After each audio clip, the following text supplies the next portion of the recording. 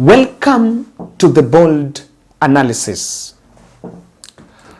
There is a story that Nation is running tonight, and in that story they are saying that William Ruto's team reached out, and this is revealed, President Ruto camp seeks deal with Azimio to end protests. And this is what the story is about. Kenya Kwanza administration is banning the midnight oil to secure a deal with the opposition to end the anti-government protests. This even as the Azimio la Umoja One Kenya Coalition Party maps out an intense 2-month strategy for street demonstrations to put pressure to President William Ruto's government to meet its irreducible minimums, which include addressing the cost of living.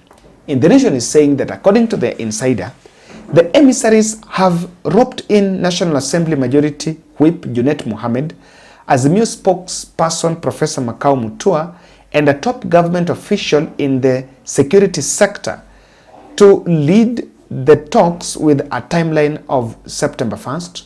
On Monday, the two Kenya Kwanza MPs also confirmed that talks are underway to seek a truce.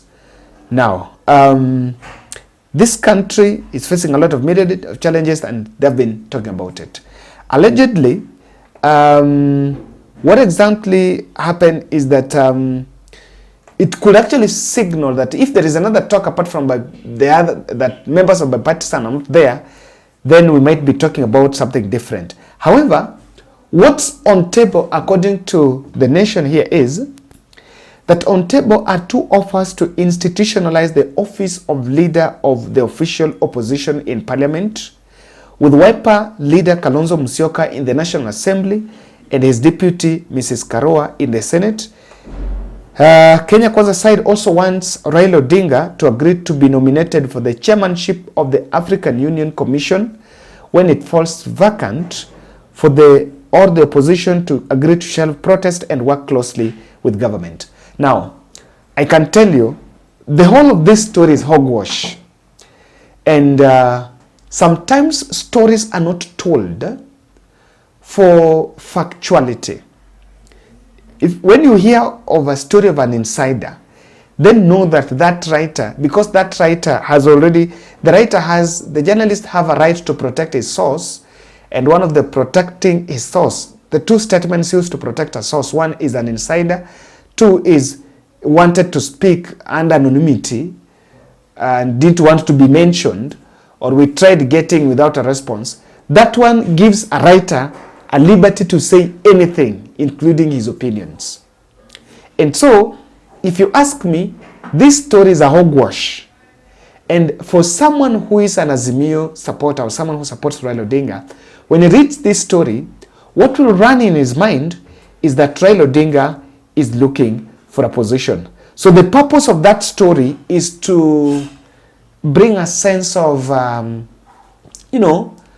is fighting for his space. But as that was going on, I want to read for you a tweet from one CS Kipchumba Murkomen. I want to look at that tweet because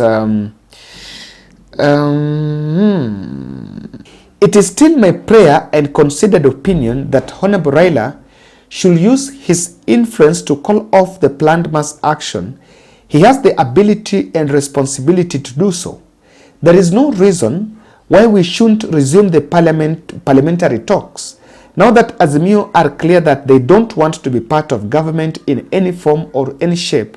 Whether it is nusu, mkate or handshake, then I don't see the reason why we can't prosecute the issues raised using our democratic institutions. President Ruto offered dialogue as a solution, and those of us in government supported his proposal 100% without exemption. I urge our Azimio friends to be mindful of the nation and resume the talks. Now, what exactly is happening there is, and what Kipchumba Murkomen, because I want to believe that Murkomen is speaking from a point of knowledge. Me and you are not Murkomen. Murkomen speaks to William Ruto directly. And so it is very clear, if you ask me, that he is speaking from a point of knowledge.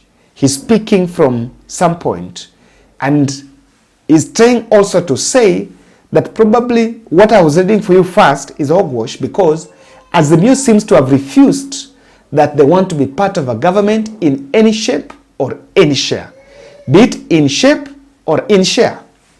And so that is why I was saying that the story I've just read to you that Nation is talking about, yes, I don't want to dismiss it that it is impossible, but what I want to say that it is something that we would actually want to see if it can see the light of the day. But it is a story that is consumed for the moment to lower the tempers. It's also a responsibility of the media, by the way, to lower the tempers. No one wants this tension. So it's also something you can put in check. And so I just want to go directly. Why there is that decline? What Murkomen is saying is that Azimio la Umoja have declined. And if that declined and the other negotiation is going on, this tweet is coming at the time the Nation is reporting that negotiation. So it is very clear that Murkomen is reacting from a point of knowledge on what exactly has been going on, if indeed Ruto's team reached to Raila. Why have they refused? Before we look at that, I want to introduce the new challenge. We are doing 100 subscribers challenge. This is a challenge to help me achieve 60,000 in the next 1 month. And so the target is very clear. I am at 52. If you can get 100 subscribers per day in the next, we did like 10,000. You subscribe 10,000 in the next 100 days, we should be at 60,000. So by the end, probably by the end of August, we should be at 60,000. So that's the challenge we are doing. Make sure you've subscribed, click the notification bell, and also share our video. Now, Azimio la Umoja, I've always said and repeated, I want to repeat this keenly. I said it in April. In April, I said it nodding my head in disapproval. Anything talks William Ruto, Raila Odinga, anything talks should be William Ruto, Raila Odinga with a foreigner. Let's not think about anything parliamentary. If there is to be anything talks, it's Ruto, Raila, UN. Ruto, Raila, Commonwealth. Ruto, Raila, European Union. Not even this East African thing. Even that one I don't trust. I don't trust. Even that, not even that IGAD. I don't trust those things. 2, the high cost of, the first reason why I think Azimio are very strategic on this move is because the political aggression that has been going on is clearly intelligence is showing that Raila is winning the masses. Let me tell you, what is the end game here? The end game here is the price of goods might not come down. And even if it comes down, that does not have a permanent solution. We don't have a quick fix.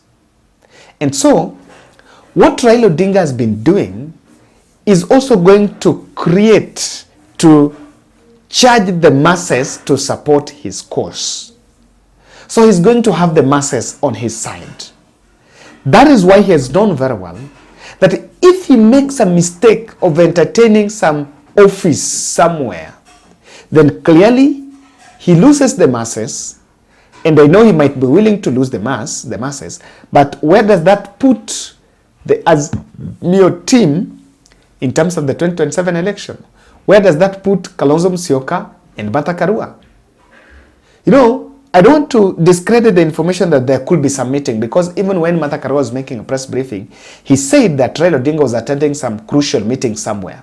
So it is also very possible that Raila Odinga maybe could have met Ruto at one point.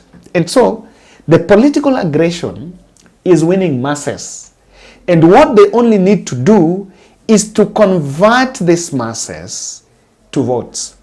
So simply, they will want to do this struggle. You know, many people thought that when it started in April and it stopped and then it's resuming, then it's like it failed by then. To me, the bipartisan talks, the window for bipartisan talks, if you ask me, was part of the plan. And the political aggression is not something that is going to end today. Even if we were positioned to cancel this protest today, the protest is going to be the tool of political aggression until 2027. Take that to bank and get a loan. So, because it's going to be used to mobilize votes. Number two, Ruto will emerge a winner in an arrangement where there is some leader of opposition that is funded by taxpayers' money, and that position has been decided by parliament. You know why? All those working in the office of that leader of opposition, or the whichever office that will be created for Kalonzo or Martha Karua, they will be appointees of government. They will be people that are earning from the Public Service Commission, employees, public servants of government. The moment they're public servants of government, then they will be close. You know, now there is no difference. I know someone is asking, what is the difference? Now, Raila Odinga is getting, the office of Raila gets a funding. So from that funding, the office is furnished and the operations are paid from that funding. Same, I believe, same to that of Kalonzo and probably even Martha Karua. And so clearly, what is happening is, if that office, that leader is to be funded like the leader of minority, of majority in the National Assembly, then what are we talking about here? We're talking about here a situation where Ruto will emerge the winner. He would actually be personally be comfortable employing spies all over and even divide the house, because the next discussion will be funding. Which office are we giving a lot of money? Is it Kalonzo Musyoka? Is it Martha Karua? Is it Raila? And with that, is going to employ some divide and rule. And so I can warn you, anything, the decision on that, Ruto will emerge the winner. Lastly, the cost of food. Let me not talk about the cost of living.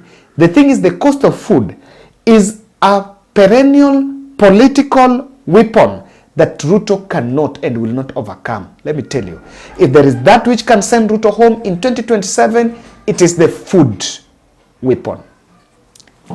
I'm saying it's a weapon because Kenyans are emotionally attached to food, and William Ruto do not have a clear plan to solve it, or probably solution is not there. And so that is why I do believe Azimio cannot blink, as what Murkomen is tweeting there.